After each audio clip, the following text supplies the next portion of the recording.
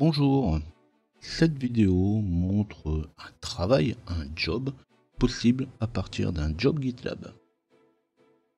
Donc elle fait suite tout simplement aux différentes présentations sur GitLab, sur les jobs, sur les variables, sur le CICD, les runners. Donc ici on va récupérer des informations sur les différents chemins utilisés dans un projet pour en déduire le chemin du projet et le projet lui-même. Une fois récupéré, on pourra faire un git clone sur la machine de destination et pour l'exemple, on listera les différents fichiers du projet cloné. Alors avant de se lancer dans un job, on va voir dans les jobs précédents, dans mon GitLab CI AML, les différents chemins d'exécution. Donc ici par exemple, dans un job précédent, j'aurais pu voir que j'utilise comme chemin pour mon runner en particulier, celui que je vais utiliser ici, le dossier home, GitLab runner, build, le nom ou le numéro de mon runner /0. Donc ça va changer en fonction du runner, forcément, ça va changer en fonction du projet, de la destination. Donc ici on va quand même le garder, on va le conserver quelque part, je vais en avoir besoin. Alors on peut aussi le retrouver par tout simplement la commande pwd. Donc j'en avais parlé aussi, j'avais dit que c'était une des premières commandes qu'on utilise le plus pour avoir au moins le chemin de base. Alors pour gagner du temps, l'idée n'est pas à la frappe au clavier, je vais faire du copier-coller. Alors je reviens pas non plus sur l'utilisation du GitLab, il suffira d'aller voir mes vidéos précédentes. Le contenu du job, les différentes lignes, le script, vous allez le retrouver dans la description de la vidéo. Après, il faudra tout simplement l'adapter suivant vos besoins. Après avoir vu chaque ligne de mon job, on fera les différents essais pour en voir le fonctionnement. Donc je vais partir dans mon projet, j'édite le fichier gitlab-ci AML et je vais coller le texte de mon job.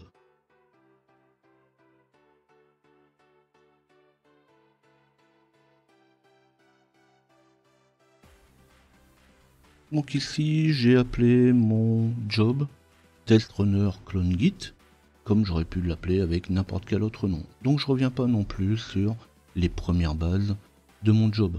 Le nom, le quand, donc en manuel, les tags, le script lui-même, je vais passer directement à l'exploitation de mon script.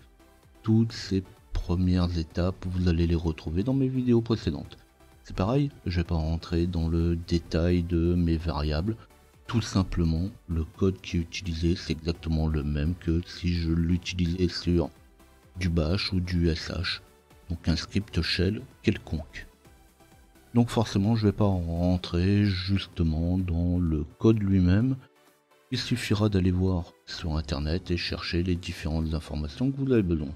Si vous voulez faire un if, si vous voulez faire des boucles, si vous voulez gérer, exploiter les variables ou les commandes, vous retrouverez tout ça sur du shell bash ou du shell sh classique. Donc justement, je vais rentrer directement dans la création de mon job et dans la partie script dans Workdir. Donc là, j'en ai parlé juste avant, le dossier de travail, c'est le dossier de base de mon runner, de travail dans mon runner. Donc là, j'ai pas le choix. Là, par contre, s'il y a bien une chose qu'on ne peut pas deviner, c'est ça. On pourrait très bien le récupérer avec un pwd, pourquoi pas, mais on aura toujours le nom du projet dans le pwd. Donc le workdir, tout simplement, je l'ai récupéré d'un job précédent. On verra aussi quand on lance le job que le workdir, on le retrouve de manière de toute façon automatique, c'est marqué dans le job. Au moment où il démarre, il vous dit le job est exécuté dans tel dossier. Et surtout, eh bien, je vais en déduire la longueur, donc le nombre de caractères. Donc je vais faire un workdir length. Donc je vais créer une variable workdir length que je vais injecter dans une variable. C'est pour ça que je vais mettre $. Et entre accolade, je vais mettre mon hashtag workdir qui va me donner, hashtag va donner la longueur, le nombre de caractères qui sont dans ma variable. Alors ici je le mets sous cette forme, après vous pourriez très bien mettre directement $, et ça doit faire grosso modo une quarantaine de caractères, vous allez mettre 38 ou 39, généralement c'est à peu près ça, et puis ben là vous aurez exactement la même chose. Là je le fais de manière plus séparée avec un workdir, comme ça vous permet bien de voir la procédure. Donc ici dans workdirlength j'ai récupéré la longueur de mon dossier de base. Et puis je vais aller chercher avec un current path le dossier courant, donc le dossier dans lequel on exécute actuellement le runner.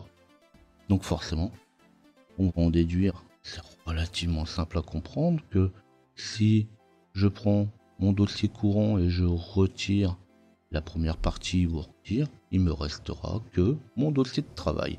Et bien c'est ce que je vais faire. Je vais récupérer de la même manière la longueur de mon chemin courant avec un pathlength. Je vais faire exactement la même manipulation, $ entre crochets, hashtag current path. Et puis je vais récupérer le chemin de mon git avec un git path égal. Donc là c'est ce que je disais, c'est de la commande purement shell. L'expression substring, donc c'est je vais récupérer la sous-chaîne de mon current path, donc de mon dossier courant, et je commence à partir de workdirlength au 38e ou 39e caractère jusqu'au dernier caractère.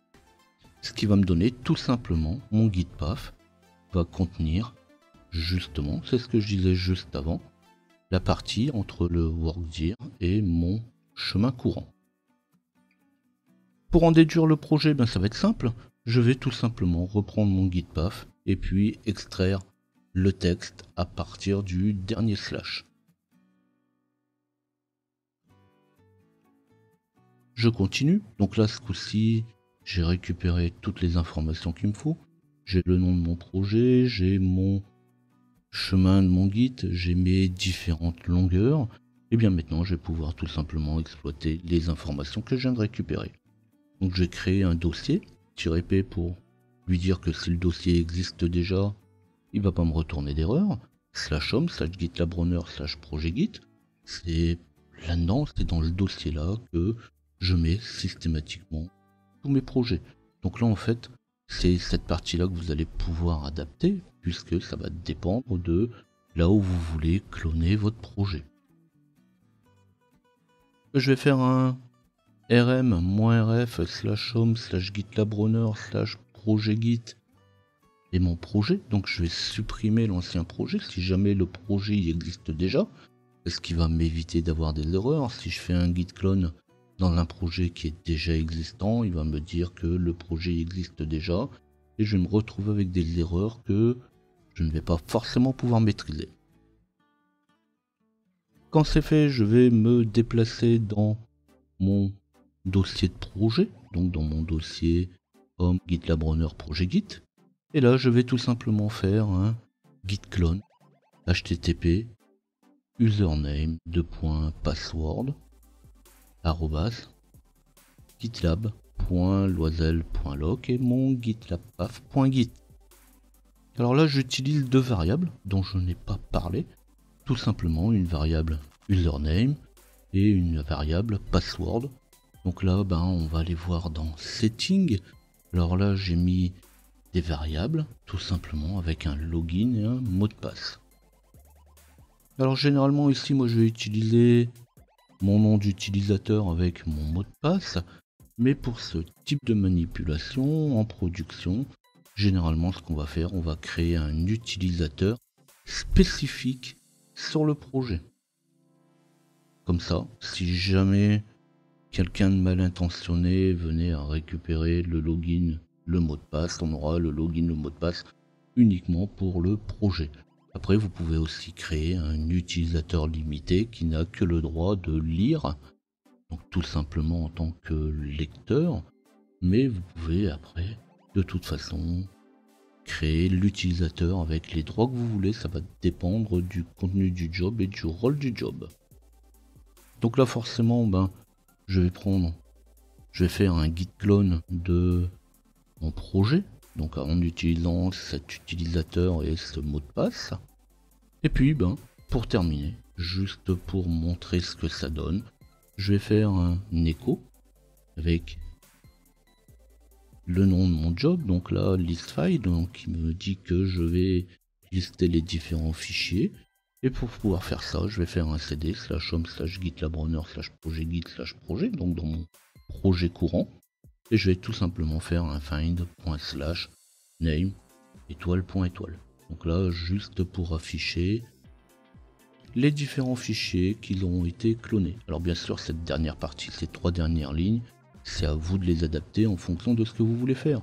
Vous pouvez très bien faire à ce moment-là un build, pourquoi pas, si c'est du développement, si vous avez de la compilation à faire, pourquoi pas des modifications de variables, des modifications de fichiers.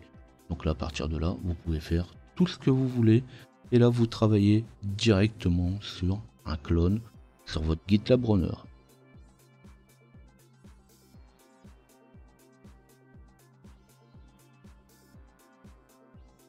Donc bien sûr, ça va sans se dire. Quand on a fait un job, il faut absolument le tester. Donc je vais aller dans CICD et je vais lancer mon job. Donc, comme c'est un job qui est mis manuel, je vais être obligé de le lancer manuellement.